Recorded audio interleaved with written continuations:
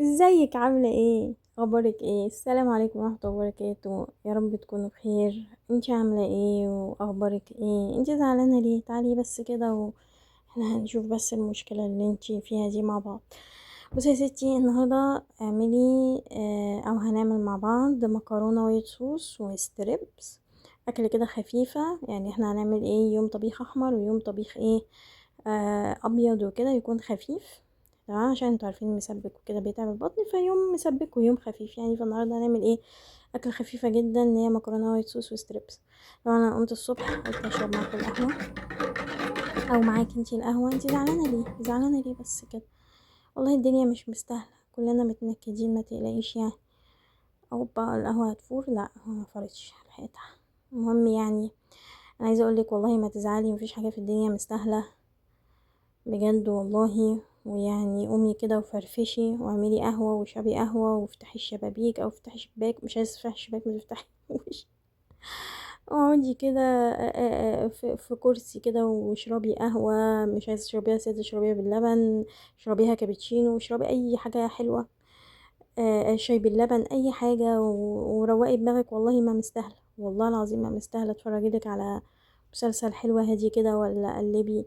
بلاش قلبي على السوشيال ميديا، عشان السوشيال ميديا بيبقى ساعات فيها كتير نكد يعني. المهم يعني، انا هنا العيال كانوا عايزين يفطروا بقى، فانا ايه قلت برضو اعمل فطار العيال معاكم. بعمل لهم يعني سندوتشات لبنة بالخيار، سندوتشات جبنة بالخيار، يصبروا نفسهم على ما نعمل الايه الغدا وكده. المهم بقولك، فما تنكديش على نفسك والله، مهما كان عندك من هموم والله العظيم يعني الدنيا ما مستاهله، ولا مستاهله زعلك ولا اي حاجه. فرفشي كده، فرفشي، ما تضيعيش على نفسك عمر كده في الضيق والزعل والحزن. قومي اعملي لك سندوتش، ولا اعملي لك اكله حلوه، ولا اعملي اي حاجه. اقعدي لوحدك، ما تكلميش حد. كده يعني. بس اتفرجي على حاجات حلوه، ما تتفرجيش على حاجات نكد. والدنيا بتعدي والله، اذكري ربنا، صلي. والله كل حاجة بتعدي يعني، مهما كان الهم اللي عندك ده فهو بيعدي يعني. ف ومش والله مش انتي لوحدك اللي عندك هموم، كلنا قرفانين. بس الدنيا لازم تمشي وتعدي يعني. هنا هو انا بعمل بقى للعيال التوست بس. ولو انتي كنتي مضغوطة او عندك بتاع او كده، والله برضو كلنا مضغوطين وعندنا بتاع وكده. بتعيالي هموم ومسؤوليات وكده، وهو الدنيا بتمشي. المهم هنا بقى انا بسلق المكرونه، طبعا يعني ما فيهاش شرح ان انا اسلق المكرونه يعني. فبقولك والله مش انتي لوحدك اللي عليكي مسؤوليات وضغوطات، بس احنا لازم نمشي الحياه. بس فيعني قومي كده وما تفكريش تفكير الكتير بيجيب الهم والنكد والله. هنا بقى انا حطيت شويه المكرونه اللي احنا دايما يا جدعان لا بنعرف احنا هنرميهم ولا هناكلهم. يعني اللي هو ايه، يا اما يعني هنحطهم، لو ما حطيناهاش المكرونه ما بتكفيش، ولو رميناهم ولو ما حطيناهمش ما بي يعني لو حطيناهم ما بيتاكلوش. انا بصفي المكرونه. على فكره هي اكله سهله جدا، مفيهاش اي شرح يعني. بس انا قلت بس ادخل ايه كده اتكلم معاكي، عشان انا حاسه ان انتي زعلانه ومتضايقه. ولو انتي مش زعلانه ومتضايقه دي حاجه حلوه جميله يعني. والله بقى انتي انسانه زي الفل. بصوا، اهم حاجه على فكره في المكرونه دي يا جماعه، ان هي ما تتعملش زيت ولا سمنه، هي تتعمل بالزبده. مكرونه وايت صوص بتتعمل بالزبده. ومش زبده بيضه اللي هي البلدي، لا زبده صفرا عادي يعني، هي دي اللي بتدي الطعم بتاعها زي بتاع المحلات. بس ولو كنتي فرحانه احنا كلنا فرحانين لك برضه. يعني واسي بقى اللي معانا هنا زعلان وكده. بس هنا بقى ايه، الزبده بتسيح. والله مفيش اي شرح البتاع يعني. هو كده هنجيب الدقيق. طبعا ده برطمان، كان برطمان رز بس انا حطيت فيه الدقيق يعني وكده. اي برطمان عندكم بحطوا دايما فيه الحاجه يعني، احتفظوا بالبرطمانات تحطوا فيها الحاجات، الرز، الدقيق، الحاجات دي. بس انا هنا حطيت 5 معالق دقيق، 5 معالق دقيق مثلا على نص كيلو لبن، على حسب بقى كميه المكرونه اللي انت هتعمليها. اهم حاجه ان هي ما تكونش زي البشاميل يعني. المكرونه دي اللبن بتاعها ما بيجمدش في الدقيق زي البشاميل، هي دي الحاجات البسيطة اللي فارقة عن البشاميل يعني، لان انا بشوف ان الناس بتعملها زي البشاميل بالظبط، بس لا، هي بتبقى اخف من البشاميل، بتبقى سايلة مش جامدة، وبتبقى سايلة قوي علشان هي على ما بتبرد يعني بتجمد برضو شوية، فبرضو هي بتجمد المفروض تبقى سايلة قوي. انا حطيت هنا يا جماعة يعني نتفة ماجي، انا ما بحبش الماجي على الاكل، بس هنا يعني هي محتاجة نتفة ماجي يعني يا دوبك، يعني جايبة الماجي ده فريحي كده، اللي هو نحط يعني نتفة كده منه على الاكل، تدي بس ايه يعني نكهة مش اكتر. انما انا ما بحبش الماجي على الاكل، ما تحطوش ماجي كتير عشان هو فعلا غلط يعني. هنا بقى كده هحط يعني دي الازازة دي حوالي نص لتر لبن يعني مثلا حطيت الازازة دي كلها على مثلا 5 معالق، هو بالويم كده انت هتحسي كده، المهم ما تكونش جامدة وما تكونش طبعا 5 معالق دي دول على نص كيلو لبن هيدوكي سمك حلو يعني.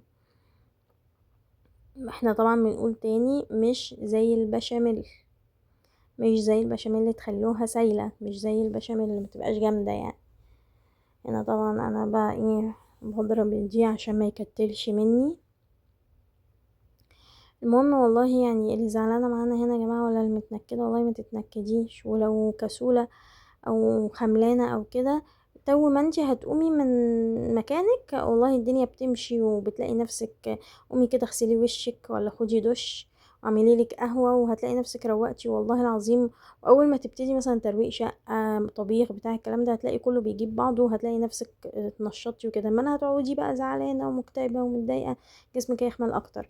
هنا يا جماعة في الخطوة دي احنا بنحط اي جبنة، انا بحب الجبنة الموتزاريلا بصراحة، وطبعا سواء بقى حادقة او دلع زي ما انتوا عايزين. انا بحب الجبنه الموتزاريلا، في ناس بتحط كيري، عايزه تحطي جبنه قريش حطي طبعا.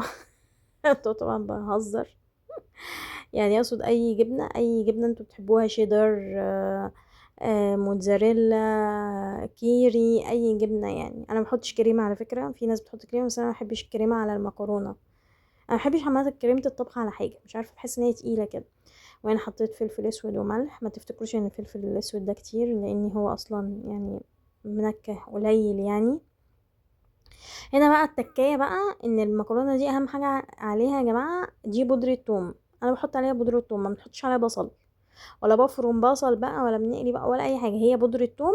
او لو ما عندكوش بودره ثوم تحطي توميه، انا برضو حطيت ايه توميه كده بتبقى مدقوقه سنه، او تقسميها نصين حتى تدي النكهه في البتاع، عايزه تفرميها فرميها، عايزه تدقيها دقيها. المهم يعني اللي بيدي نكهة المكرونة بتاعة الوايت صوص اللي هي زي بره هي التوم، ما بيتحطش عليها بصل، بتحط عليها توم، بودرة توم بقى، تهرسي فص وتحطيه ايا كان يعني. انا بحط الاتنين، بحط فص كده مهروس سنة ماشي، وبحط بودرة توم. هنا بقى هنقلي الستريبس سوا، أكلة سهلة وبسيطة كله بيتعمل يعني، مفيش نص ساعة الأكلة كلها بتبقى طبعا انتي الستريبس هو مش ستريبس، هو بانيه يعني فراخ مقرمشة يعني. طبعا دي ممكن تتجاب متجهزة من برا، ممكن تتعمل في البيت يعني على حسب بقى انتي. في ناس بتحبش الحاجات دي من برا، انا برضو من الناس اللي مبحبش الحاجات دي من برا، بحبها في البيت ماشي. المهم يعني بتبقى حلوة مع الفراخ المقرمشة ودي طبعا بتبقى مثلا بقى عاملة فراخ ومجهزاها في الفريزر مثلا مع التتبيلات اللي انتي بتعمليها او مع البانيه اللي انتي بتعمليه وكده، فانا بحب اعمل فراخ مقرمشة معاها يعني. اللي هي لا مدية بانيه ولا مدية فاهمين ستريبس، وفي ناس بتعمل ستريبس معاها يعني ايا كان. المهم يعني ايه تبقى حاجات كده ايه فراخ كده جنبها آم، بتتبيلة يعني وكده وبطبقة يعني. بس هنا كده الفراخ دي كده ابتدت تستوي طبعا يعني، انا ما جبتلكوش السوا كله اكيد. فهنا دي قرب بقى ما ابتدت تستوي، هنا بقى ابتدي اطلع.